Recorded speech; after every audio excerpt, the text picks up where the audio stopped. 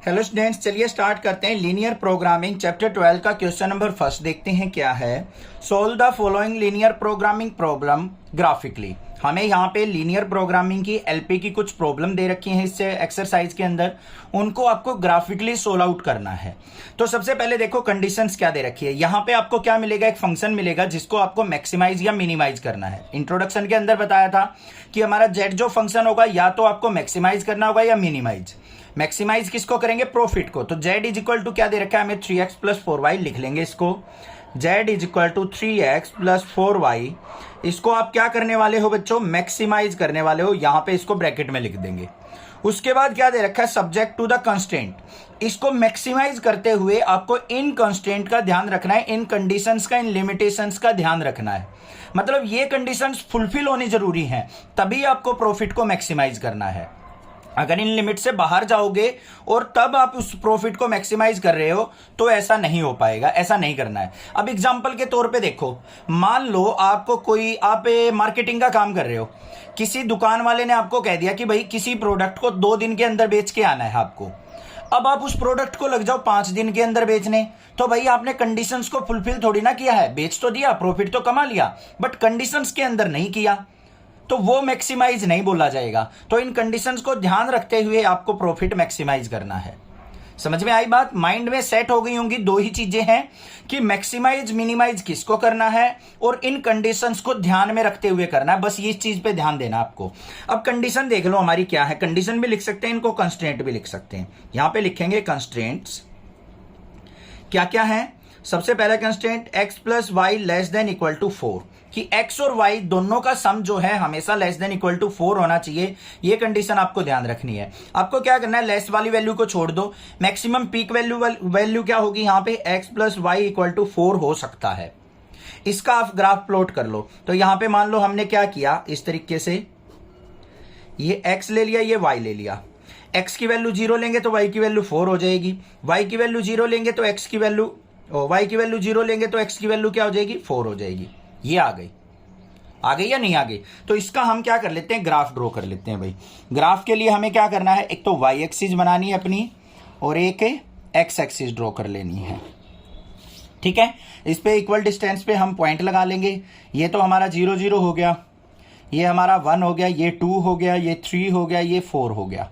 Scale से लगा लोगे बहुत अच्छी बात है, क्योंकि उससे एग्जैक्ट ग्राफ निकल के आएगा आपका 1 2 3 और 4। ये हो गए आपके पॉइंट, मैक्सिमम वैल्यू 4 तक ही जा रही है।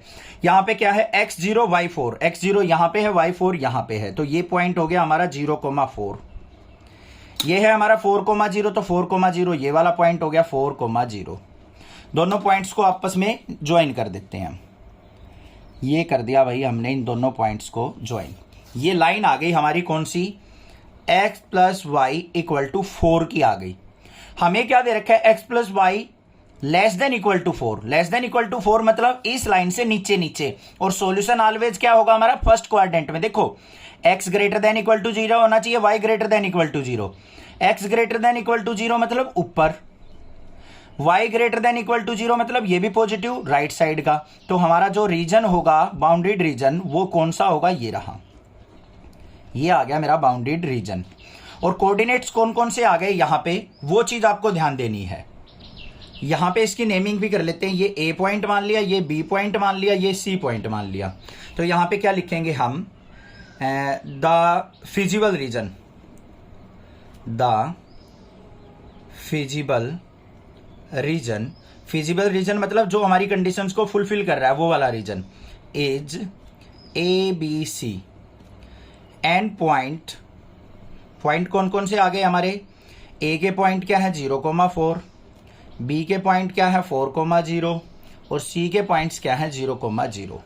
इन तीनों पॉइंट्स पे हम देखेंगे प्रॉफिट कितना कितना आ रहा है। उसके लिए हमारे पास कंडीशन क्या दे रखी है, z is equal to 3x plus 4y। सबसे पहले A पॉइंट पे देखते हैं हम।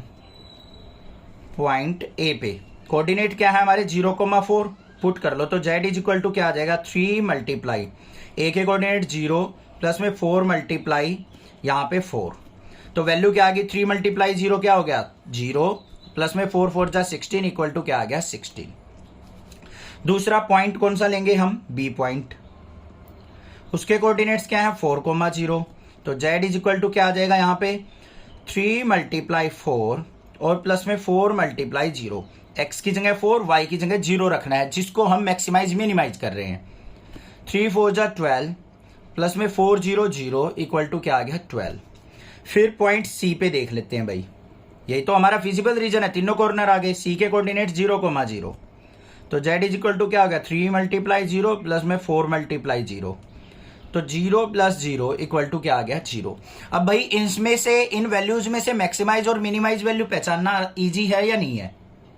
है या नहीं है ये बता दो, बस आसानी से पहचान सकते हैं, ये मैक्सिमम वैल्यू ये मिनिमम। अब मैक्सिमाइज करना है तो हम इस वाली वैल्यू को पिक कर लेंगे, और मिनिमाइज करना होता तो ये वाली ले लेते। तो मैक्सिमाइज कितनी है हमारी वैल्यू यहाँ पे 16, तो यहाँ पे क्या लिखेंगे अब हम, द मैक्सिमम z इज 16, और किस पे है एट x = 0 एंड y = 4। ये आंसर हो गया हमारा। ग्राफिकली आपने इसको सोल्व आउट कर लिया। मैक्सिमाइज प्रॉफिट हमारा कब होगा, जब x 0 हो और y 4 हो। क्लियर क्वेश्चन, माइंड में सेट हो गया होगा किस तरीके से करने, कोई दिक्कत नहीं होनी चाहिए। पहले हमें यहां पे अपना ग्राफ प्लॉट करना है, फिर मैक्सिमाइज मिनिमाइज कर देना उन पॉइंट्स पे वैल्यू देख के। कोई भी प्रॉब्लम लगे आप मुझसे पूछिए, अदरवाइज चैनल को सब्सक्राइब कीजिए, लाइक कीजिए और शेयर कीजिए। Thank you students for watching your channel. Next classes.